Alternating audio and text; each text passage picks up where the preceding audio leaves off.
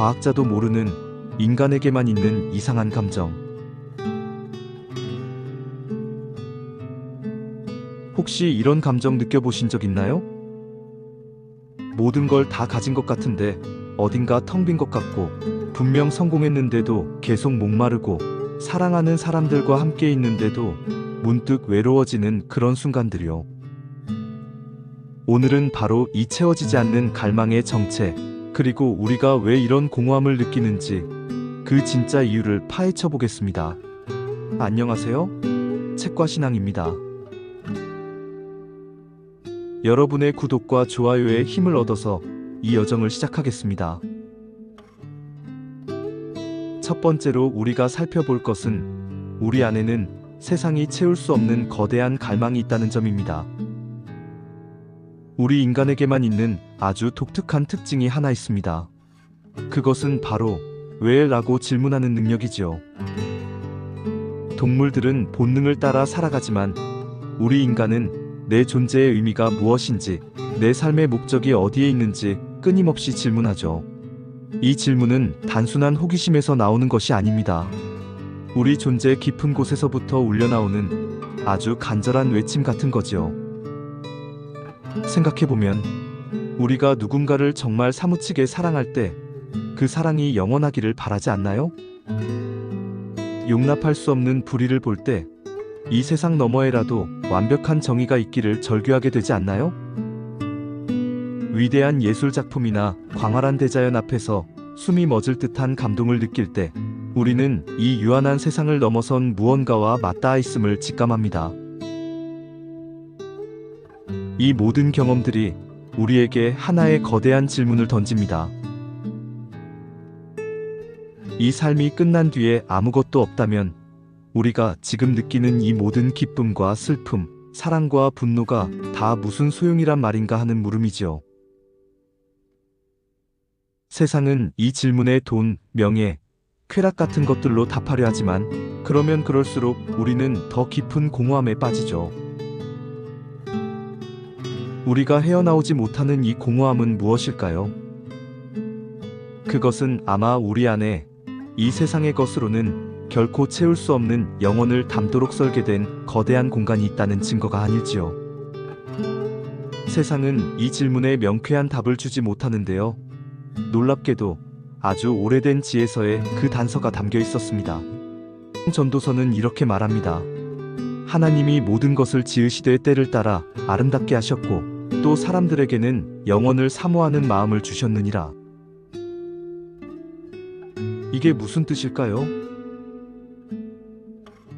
이 설명할 수 없는 갈망과 공허함이 바로 창조주께서 우리 마음속에 심어두신 영혼을 향한 나침반이라는 겁니다. 우리가 하나님의 형상대로 지어졌기에 본능적으로 그 근원인 영혼을 그리워하며 찾아 헤매고 있다는 것이죠. 이 영적 나침반이 우리의 갈망의 근원이자 해결의 실마리입니다. 이 나침반이 잘 작동할 때 우리는 평범한 일상 속에서도 하나님의 신비와 은혜를 발견하며 감탄하게 됩니다. 하지만 이 감각을 잃어버리고 나침반이 고장 나버리면 세상은 그저 눈앞의 이익과 손해만 따지는 삭막한 계산기처럼 변해버리고 우리는 영원히 그 갈증의 이유도 모른 채 방황하게 되는 것이죠. 그렇다면 우리는 왜 그 영혼의 주인이신 하나님을 거부할까요? 20세기의 사상가 C.S. 루이스도 이렇게 말했습니다. 만약 내 안에 이 세상 어떤 경험으로도 채워지지 않는 갈망이 있다면 그것은 내가 다른 세상을 위해 만들어졌다는 가장 확실한 증거다. 자, 이야기가 여기까지 왔다면 이런 의문이 생깁니다. 우리가 다른 세상, 즉 영혼을 위해 만들어졌다면 왜 우리는 그 세상의 주인이신 하나님을 받아들이기보다 거부하는 경향이 있을까요? 여기서 우리는 하나의 합리적인 의심이 생깁니다. 혹시 우리가 거부하는 신이 진짜 하나님이 아니라 우리가 만들어낸 가짜 신의 이미지는 아닐까 하는 의구심이죠. 철학자 파스칼도 말했듯이 인간이 자기 머리로 다 이해하고 통제할 수 있는 신이 있다면 그건 더 이상 진짜 하나님이 아닙니다. 이 문제의 핵심은 바로 인간의 통제 욕구에 있습니다. 인간은 본능적으로 자신이 주인이 되어 모든 것을 통제하고 싶어 합니다. 그래서 처음에는 자기 입맛에 맞는 이용하기 편한 신을 만들어내죠. 하지만 결국 그 신조차 내 마음대로 사는데 방해가 된다고 느끼면 에이, 신 같은 건 없어 하고 신의 존재 자체를 부정해버리는 겁니다. 결국 많은 사람들이 하나님을 인격적인 너로 만나기보다 분석하고 이용할 수 있는 그것으로 대하다가 스스로 만든 허상을 부정하면서 진짜 하나님까지 놓쳐버리는 안타까운 상황에 이르게 되는 것입니다. 그럼에도 이 지점에서 가장 아픈 질문을 하게 됩니다.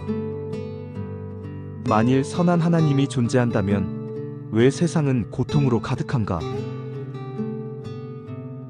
이 질문은 신앙이 없는 사람뿐만 아니라 믿는 사람들의 마음까지도 깊이 찌르는 뼈아픈 질문입니다. 성경은 그 답을 인간의 자유의지에서 찾습니다. 하나님은 우리를 로봇이 아니라 사랑의 관계를 맺는 인격적인 존재로 만드시면서 스스로 선택할 수 있는 자유를 주셨습니다. 하지만 인간은 그 자유를 잘못 사용해서 하나님을 등졌고 그 결과 창조의 질서가 깨져버렸습니다.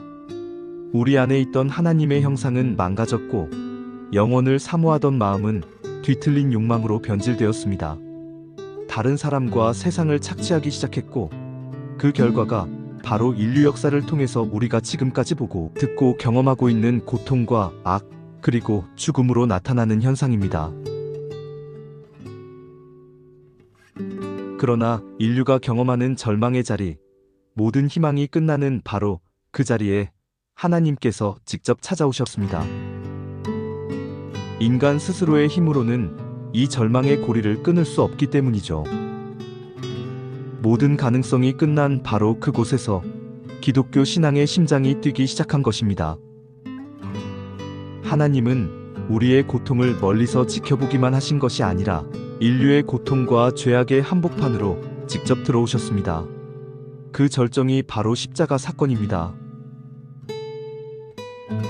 하나님께서 인간의 모든 죄와 고통의 무게를 친히 짊어지심으로써 우리를 다시 회복시킬 수 있는 길, 영혼을 사모하는 그 길을 희생적인 사랑으로 열어주신 것입니다.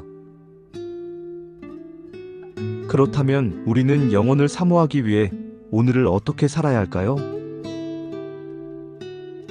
이 놀라운 사랑을 알게 된 우리는 이제 어떻게 살아야 할까요? 성경은 두 가지 삶의 모습을 아주 생생하게 보여줍니다. 한 부자는 자기 집 문 앞에서 굶주리는 가난한 나사로를 매일 보면서도 외면했습니다. 그의 진짜 죄는 부자라는 사실이 아니라 하나님의 명령을 무시하고 이웃의 고통에 무관심했던 것입니다. 그는 하나님과 이웃을 귀찮은 그것으로 취급한 것입니다. 반면 예수님은 주인의 재산을 맘대로 탕감해준 불의한 청지기의 지혜를 칭찬하셨는데요. 그의 부정직함이 아니라 자신의 미래를 위해 현재 가진 것을 과감하게 사용할 줄 아는 그 지혜를 칭찬하신 겁니다. 예수님의 핵심 메시지는 이것입니다. 사라질 이 땅의 것들을 사용해서 사랑과 관계 같은 영원한 가치를 위해 투자하라. 자, 그럼 이 모든 이야기의 결론은 무엇일까요? 핵심은 바로 관계의 회복입니다. 지금까지 모든 대상을 이용할 물건으로서의 그것으로 보던 시선을 버리고 존중하고 사랑해야 할 인격체로서 나의 너로 우리의 관점을 완전히 바꾸는 것이죠. 이렇게 바꾼 우리의 관점을 통해서 우리가 회복해야 할 관계는 크게 세 가지가 있습니다. 첫째, 하나님과의 관계입니다. 하나님을 내 목적을 위한 수단이 아니라 사랑과 경배의 대상인 나의 너이신 하나님으로 만나야 합니다. 동시에 우리 자신이 그분의 무한한 사랑을 받는 소중한 하나님의 너로서 하나님 앞에 서야 합니다. 둘째, 나 자신과의 관계입니다. 하나님의 소중한 너가 바로 나라는 것을 깨달을 때 우리는 더 이상 자신을 욕망 덩어리로 취급하지 않습니다. 먼저 내가 하나님의 형상을 지닌 존귀한 존재임을 인정하고 그런 나를 소중한 너로 대하며 아끼고 사랑해주는 것이죠. 셋째, 이웃과의 관계입니다. 다른 사람 역시 나의 성공과 편리를 위한 도구가 아니라 그 존재 자체로 나의 소중한 너로 대해야 합니다. 그들의 아픔에 함께하며 기꺼이 그들의 너인 참 이웃이 되어주는 것입니다. 물론 이 회복의 여정을 혼자 감당하기에는 분명히 벅찬 여정입니다. 그래서 하나님은 우리에게 가정과 교회라는 영적 신앙의 공동체를 선물로 주셨습니다.